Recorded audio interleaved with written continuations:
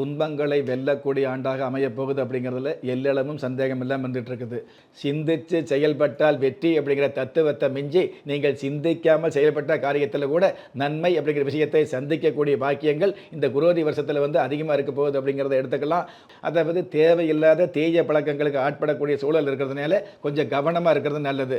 கடந்த காலங்களில் இழந்த செல்வம் திரும்ப கிடைக்கக்கூடியது, இழந்த கௌரவம் திரும்ப கிடைக்கக்கூடியது, இழந்த சொத்து பத்துக்கள் ஓரளவு கிடைக்கக்கூடிய பாக்கியங்கள் அதிகமாக வந்துட்டு இருக்கும்.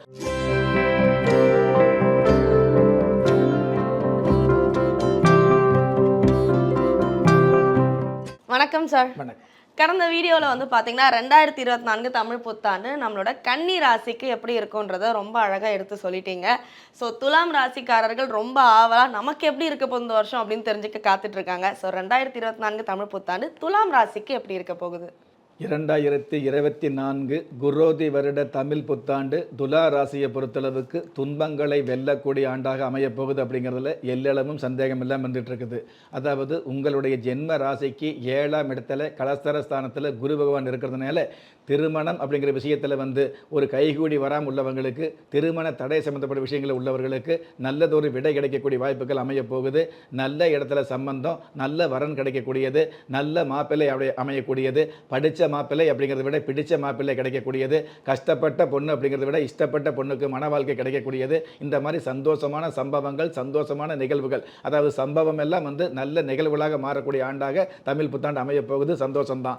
ஆனால் அதே 7ஆம் இடத்துல சூரிய பகவான் உச்சம் பெற்று இருக்கிறதுனால முதல் திருமணம் அப்படிங்கிறத விட, அதாவது 2வது திருமணத்தை எதிர்நோக்கியுள்ள ஒரு சில பாக்கியவதிகளுக்கு கூட நல்ல திருமணம் அமையக்கூடிய ஒரு நல்லபடியான அமைப்பு இந்த வருஷத்துக்கு உண்டான மிகப்பெரிய சிறப்பாக இருந்துட்டு இருக்குது. 2 இதுக்கு எல்லாத்துக்கும் மேலே ஜென்ம ராசி அதிபதியாக இருக்கக்கூடிய சுக்கிர பகவான், 8ஆம் இடத்து அதிபதியாக இருக்கக்கூடிய சுக்கிர பகவான் உங்களுடைய ஜென்ம ராசிக்கு 6ஆம் இடத்துல மிகப்பெரிய உச்சம் பெற்று இருக்கிறதுனால சிந்தித்து செயல்பட்டால் வெற்றி அப்படிங்கிற தத்துவத்தை மிஞ்சி நீங்கள் சிந்திக்காமல் செயல்பட்ட காரியத்தில் கூட நன்மை அப்படிங்கிற விஷயத்தை சந்திக்கக்கூடிய பாக்கியங்கள் இந்த குரோதி வருஷத்தில் அதிகமாக இருக்க போகுது அப்படிங்கிறத எடுத்துக்கலாம். புதன் பகவான் நீச்சம் பெற்று இருந்தால் கூட, மாணவர்களுக்கு அறிவுரை அப்படிங்கிறது பிடிக்காமல் இருந்தால் கூட, இந்த காலத்து பிள்ளைகளுக்கு பிடிக்காத ஒரே விஷயம் பார்த்தீங்கன்னா இந்த அட்வைஸ் பண்ணுறது தான். அந்த அட்வைஸ் பண்ணுற விஷயத்தை மட்டும் ஓரளவுக்கு நீங்கள் அடக்கமாக இருந்தீங்க அப்படின்னா இந்த மாணவர்கள் தன்னுடைய இஷ்டப்படி, தன்னுடைய ஒரு முடிவுப்படி கஷ்டம் இல்லாமல் படித்து கல்வியில் ஓரளவு தேர்ச்சி பெற்றுவாங்க. முதல் நிலை அப்படிங்கிறது நீங்கள் எதிர்பார்க்க வேண்டாம். ஆனால் கண்டிப்பாக தோற்று போகாமல், முதல் மாணவனாக வர்றாங்களோ இல்லையோ, ஆனால் தேர்வில் தோற்று போகாத ஒரு சூழலை மாணவர்கள் ஏற்படுத்திக்கக்கூடிய பக்குவம் இந்த வருஷத்தில் அதிகமாக வந்துட்டு இருக்கும். எதனால்? புதன் பகவான் நீச்சம் பெற்று இருந்தால் கூட ராசி அதிபதி சுக்கிர பகவான் உச்சம் பெற்று நீச்ச பங்க ராஜயோகத்தோடு இருக்கிறதுனால எப்படி பார்த்தாலும் கடைசி நேரத்தில் கௌரவ பாதிப்பு ஏற்படாமல் காப்பாற்றக்கூடிய சூழல் இந்த கிரகங்களுக்கு இருந்துகிட்டு இருக்குது. பஞ்சமஸ்தானத்தில் செவ்வாய் பகவான் இருக்கிறதுனால ஒரு சில பிள்ளைகள், அதாவது தேவையில்லாத தீய பழக்கங்களுக்கு ஆட்படக்கூடிய சூழல் இருக்கிறதுனால கொஞ்சம் கவனமாக இருக்கிறது நல்லது. எந்த ஒரு பிள்ளையாக இருந்தாலும் அந்த பிள்ளை நல்ல பிள்ளைகள் கூட தொல்லை பிள்ளைகளாக மாறக்கூடிய சூழல் இருக்கிறதுனால அந்த பிள்ளைகள் வகையில் ஓரளவு கவனம் செலுத்துவது நல்லது. எவ்வளவுதான் செல்ல பிள்ளையாக இருந்தாலும், எவ்வளவுதான் நல்ல பிள்ளையாக இருந்தாலும் அந்த பிள்ளைகளுக்கு தேவையில்லாத தொல்லைகள் வரக்கூடிய அமைப்பு இருக்கிறதுனால பெற்றவங்க நீங்கள் கவனமாக இருக்கக்கூடிய சூழல் இருந்துகிட்டு இருக்குது. அந்த பிள்ளைகளுடைய வயசு தாண்டி வந்த நீங்கள் அந்த பிள்ளைகளை பொறுமையாக பேணி காமிச்சு, அந்த பிள்ளைகளை பெருமையாக பேணி காத்து பெருமையான ஒரு சூழலை ஏற்படுத்தக்கூடிய அமைப்பு பெற்றவங்களுக்கு இருக்குது அப்படிங்கிற விஷயத்தை நம்ம மறந்துடக்கூடாது. 9ஆம் இடத்துல சந்திர பகவான் இருக்கிறதுனால கடந்த காலங்களில் இழந்த செல்வம் திரும்ப கிடைக்கக்கூடியது, இழந்த கௌரவம் திரும்ப கிடைக்கக்கூடியது, இழந்த சொத்து பத்துக்கள் ஓரளவு கிடைக்கக்கூடிய பாக்கியங்கள் அதிகமாக வந்துட்டு இருக்கும். பயப்பட வேண்டாம்.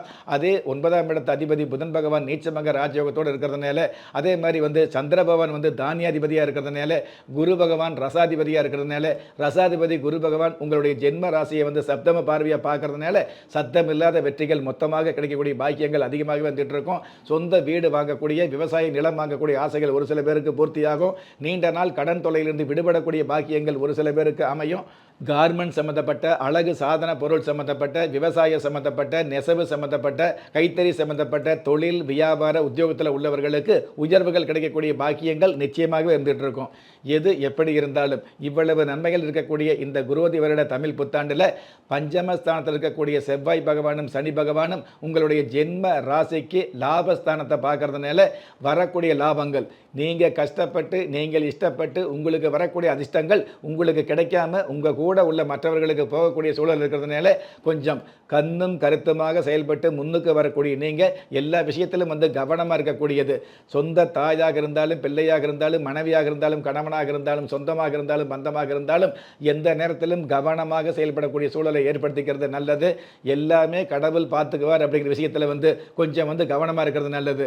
அதாவது கடவுள் அப்படிங்கிறது ஒரு சில விஷயங்களை, நல்ல விஷயங்களை காட்டுவார். ஆனால் எந்த விஷயத்தையும் ஊட்ட மாட்டார் அப்படிங்கிற உண்மையை புரிந்து நடக்கக்கூடிய தன்மையை ஏற்படுத்தக்கூடிய ஆண்டாக இந்த தமிழ் புத்தாண்டு குரோதி வருடம் துலா ராசிக்கு அமையும். Super sir. ஸோ இந்த 2024 தமிழ் புத்தாண்டு துலாம் ராசிக்காரர்கள் கவனத்தோட இருங்க, தெளிவு பிறக்கும் அப்படின்னு சொல்லியிருக்கீங்க. இழந்த வாழ்க்கையாகட்டும் சரி, பணம் பொருள் எல்லாமே மீட்டெடுக்க போறீங்க அப்படின்னு சொல்லி ஒரு நம்பிக்கையான வார்த்தையும் சொல்லியிருக்கீங்க. ரொம்ப நன்றி சார். ஸோ இவங்களுக்கு என்ன தெய்வ வழிபாடு உகந்ததாக இருக்கும், என்ன பரிகாரம் பண்ண வாழ்க்கை இன்னும் சிறக்கும்? பொதுவாகவே துலா ராசிக்காரர் உங்களுக்கு யோகமும் அதிர்ஷ்டமும் அதிகமாக இருக்கிறதுனால அதை விட அதிகமாக அந்த யோகம் அடுத்தவங்களுக்கு போகக்கூடிய ஒரு சூழலும் இந்த தமிழ் புத்தாண்டில் குரோதி வருஷத்தில் இருக்கிறதால சுக்கர ஓரையில் ஸ்ரீ சக்கரம் படிப்பது நல்லதாக இருந்துகிட்டு இருக்கும் இந்த துலா ராசியை பொறுத்தளவுக்கு பரிகாரமாக. ஓகே சார், ரொம்ப நன்றி. ஸோ துலாம் ராசிக்காரர்களே கண்டிப்பாக நம்மளோட ராஜயோகம் புகழ் டாக்டர் கே ராம் சார் சொன்னதை ஃபாலோ பண்ணுங்க, சந்தோஷமாக அந்த வருஷத்தை தொடங்குங்க. மீண்டும் அடுத்த நிகழ்ச்சியில் பார்த்தீங்கன்னா விருச்சிக ராசி நேயர்களுக்கு 2024 தமிழ் புத்தாண்டு எப்படி இருக்க போகுதுன்ற பார்த்துருவோம்.